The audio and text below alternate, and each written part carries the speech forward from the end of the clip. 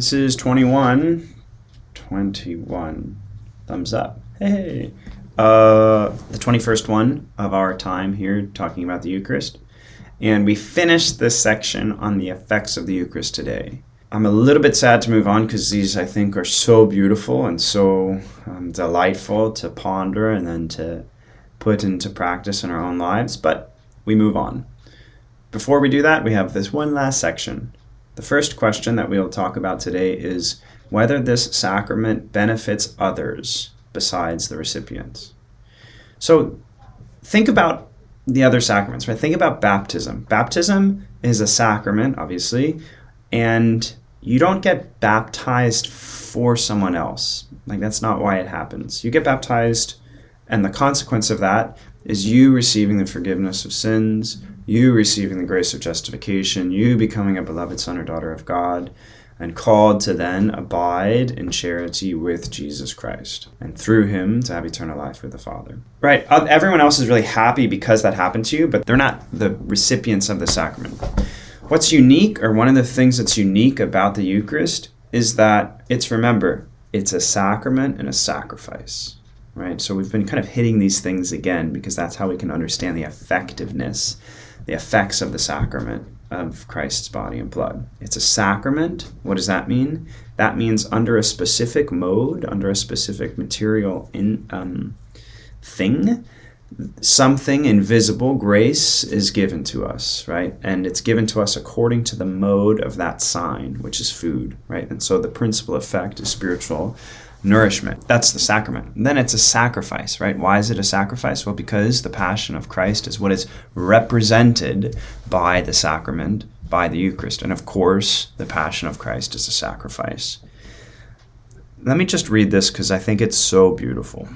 For it, the Eucharist, has the nature of a sacrifice, inasmuch as in this sacrament Christ's passion is represented, whereby Christ offered himself a victim to God, to quote Ephesians 5:2. And this sacrament has the nature of a sacrament, inasmuch as invisible grace is bestowed in this sacrament under a visible species, namely bread and wine. So then, this sacrament benefits recipients by way both of sacrament and of sacrifice, by what it contains, Christ, and by what it represents, Christ's passion. Both of these benefit the recipient of the sacrament. Why? Well, we read in the Eucharistic prayer in the canon this, so that all of us who through this participation at the altar receive the most holy body and blood of your Son may be filled with what? Every grace and heavenly blessing. Amazing. Okay, but then Aquinas says, great, that's the recipient. But what about other people? What about people who aren't the recipient of the sacrament? Can the grace of the sacrament of Jesus, can that be given to them? Well, not as the mode of a sacrament, right? Because I'm the one who's receiving the food. I'm the one who's receiving the Eucharist. I'm the one who's receiving the chalice.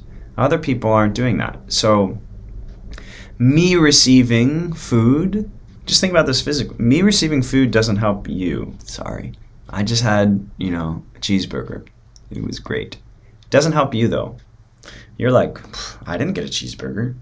Man, why are you talking to me about cheeseburgers? Now I'm hungry. Okay, so as a sacrament, the Eucharist isn't benefiting it isn't benefiting somebody who doesn't receive it. But remember, the sacrament of the Eucharist is also a sacrifice. And sacrifices are things that we can offer for others. And so we also read in the prayers of the Mass, remember, Lord, your servants, and all gathered here whose faith and devotion are known to them. For them, we offer you this sacrifice of praise. And listen to this. Or they offer it for themselves and all who are dear to them, for the redemption of their souls, in hope of health and well-being, and paying their homage to you, the eternal God, living and true. Right? That's talking about you, right? That's talking about the faithful who are present at Mass. Or they offer it for themselves, or all who are dear to them, right? all of those intentions that you have, those souls that you want to intercede before God to, it's like those are who you're offering this for. And that idea, that reality is literally present, written into the Mass, right? They offer for themselves and all who are dear to them, right? Pray, brothers and sisters, that my sacrifice and yours may be acceptable to God, the Almighty Father. So this is a huge, huge way, in fact, arguably like the principal way in which the faithful participate actively and consciously, intentionally, deliberately, wholeheartedly in the holy sacrifice of the Mass, because it's how they incorporate, their own sacrifices into the one sacrifice of Christ, and how the fruitfulness of the sacrifice of Christ is given to those for whom they offer this sacrifice. So suffice it to say that the answer is yes. This sacrament of the Eucharist benefits others, not just the recipients of the sacrament. It does so, again, because the sacrament of the Eucharist is not just a sacrament, but also a sacrifice. Insofar as at the Holy Mass, the sacrifice of Jesus Christ is made present once again. The effects, the fruitfulness of that salvific act of Jesus is made real right then, right there. Last little question on our section on the effects of the sacrament. Whether the effect of this sacrament is hindered by venial sin. This is really interesting. Do my own venial sins, does that hinder my ability to receive what Jesus wants to give me in the Eucharist? Aquinas, like always, draws a distinction. He says you can look at venial sins in two ways. One, you can look at venial sins as having already been committed, having already been done. So it's like, I was a little bit impatient with my mom, and I had too much food, or I sort of judged somebody as I saw them. I thought, that's past. Aquinas says those venial sins they don't hinder at all whatsoever our reception of Jesus in the Eucharist. The reason for that is because the Eucharist forgives those venial sins, right? And so Jesus isn't hindered by those things, those little sins that I did yesterday.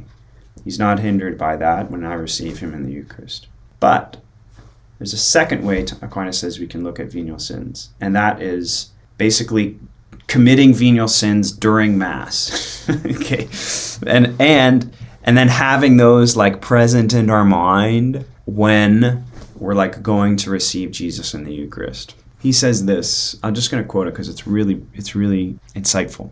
It's already been stated that the effect of this sacrament is not only the obtaining of habitual grace and charity, but also a certain actual refreshment of spiritual sweetness, right? Remember food. The image of food is super important. It shows us the effects of the sacrament for the recipient, right? One of the things that we receive when we receive food is the delight of that, the nourishment, the enjoyment of tasting something delicious. Okay, there's a kind of spiritual parallel there. The spiritual refreshment and sweetness and delight of receiving Jesus in the Eucharist. This is indeed hindered if anyone approach to this sacrament with mind distracted through venial sins, right? This, I think, rings true pretty existential, pretty experientially. It's like, I was distracted during Mass. I got distracted by whatever, this thing or that thing, and someone was wearing something that just sort of made my head tilt, and I wondered, and then I got, off on a daydream about whatever, and I'm thinking those are interesting kinds of shoes. I wonder how much they are, blah, blah, blah, blah, blah. That kind of, distractedness, those kinds of venial sins, they'll probably prevent, the spiritual sweetness and delight that should come to us as a fruit of receiving Jesus in the Eucharist. But the increase of habitual grace or charity is not taken away, right? This is important. You and I get distracted with great regularity while we're at Mass.